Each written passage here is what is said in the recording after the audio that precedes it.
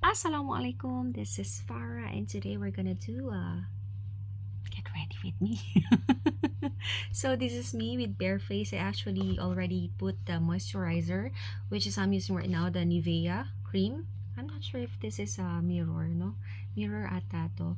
But yeah, I will just show you some of the makeup that I am using because lately I don't really put too much makeup anymore as I want something that is more fresh and more natural.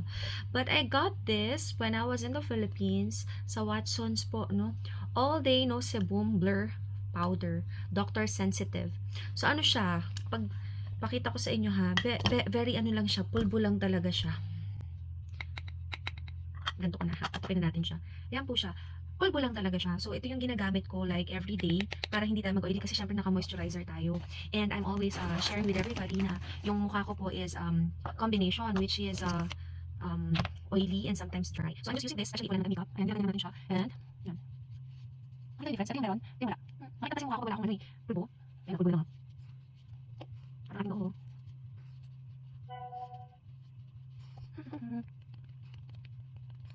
So, may gamit ako. Uy, ang tagal na nito. MAC siya. MAC Studio Fix. Okay? So, in the shade of NC20. Makikita nyo sobrang konti. Pero guys, ang tagal na sa akin ito. As in. So, nilalagay ko lang siya sa eye bags. Dump lang tayong ganyan. Kasi, ano siya eh. Nagko-cover na rin siya eh. Ayan po siya. Pero normally guys, pag pag lalabas ako ng may araw pa, after moisturizer, I make sure na naka sunblock pa rin tayo kasi protection yon sa skin natin. And then, after that, ito nga pala yung pouch ko. After that, ito pa, gumagamit pa ako nito. Nabili ko siya sa Mumuso. Alam mo yung Mumuso? Nakita ko lang kasi naka-sale that time sa mall. Tapos, wala naman akong planong bilhin. But this is Clear Eyebrow Setting Gel. Para lang,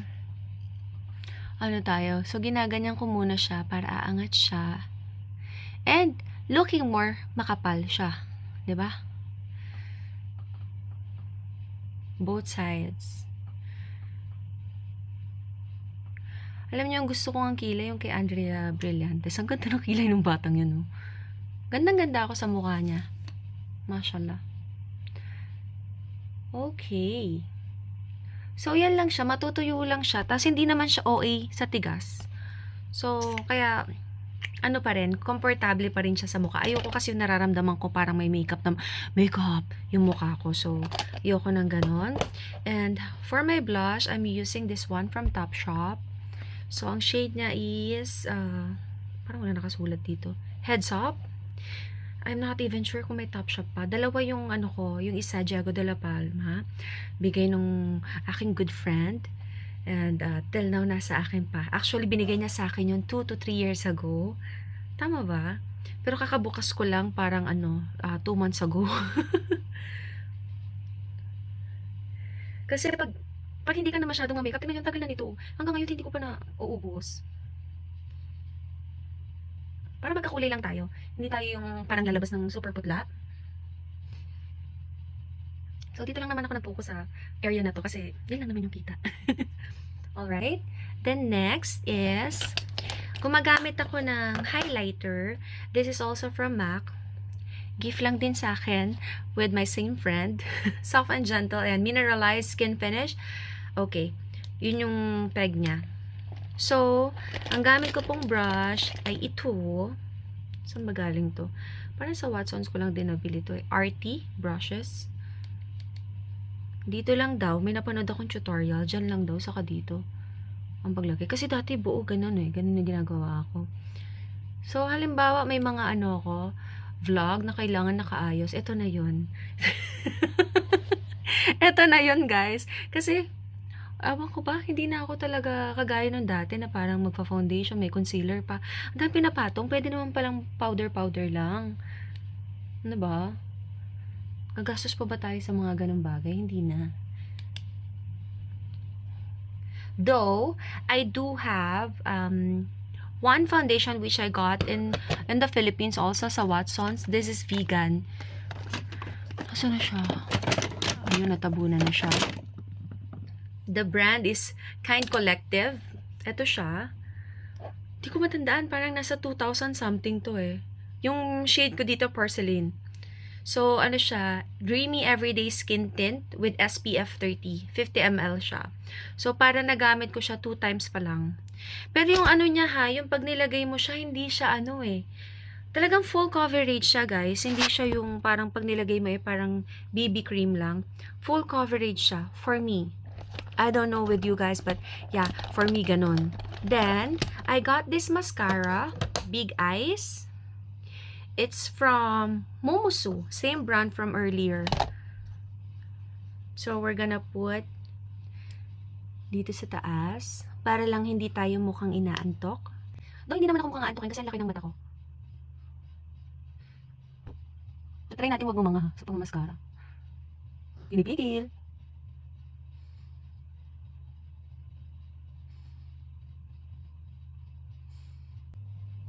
So, ako, nakakapaglagay lang ako mascara if tapos na po ako mag-pray. Kasi itong binili kong mascara, guys, washable to eh, with water. Like, hindi siya waterproof. Which is I love. Alam niyo, nagra-rubberize lang siya. Pagbasa na siya ng water. So, it's easier. So, pag nagwudo ka, at nasa labas ka, hulas ka na. Pag, ito yung gamit mong mascara. And pag naka-waterproof naman, you have to remove kasi I know hindi magiging valid yung wudo mo, no? Nang hindi nadaanan ng lahat ng part. Pag ikaw ay nag-ablution. Yeah, wudo. So, as you can see, I don't put polish anymore. Even sa mga days na pwede naman, I just don't have the time for that. Kasi tamad ako talaga, guys. In reality, mag-ayos. As I'm saying all the time, hijab is my crown. And, ang maganda dito guys sa mascara, meron siya pang lower lash, which is this one. Tadaan! Ayan siya. Kita ba? Okay.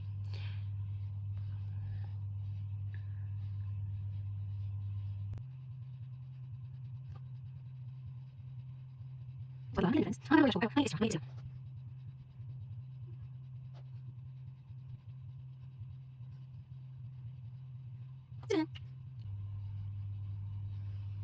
Okay. So, yan na siya. And mag-ano lang ako. Lip gloss for the final. So, my friend gave me this Peach Blossom. It's her own brand. It has Calendola. Ang alam ko lang Calendola, hindi lugar sa amin. Barangay Calendola. But it has Calendola. This is a real Calendola. So, it's good for your lips to be moisturized. I guess it has vitamin E also. So, ito na yung pinakagamit ko.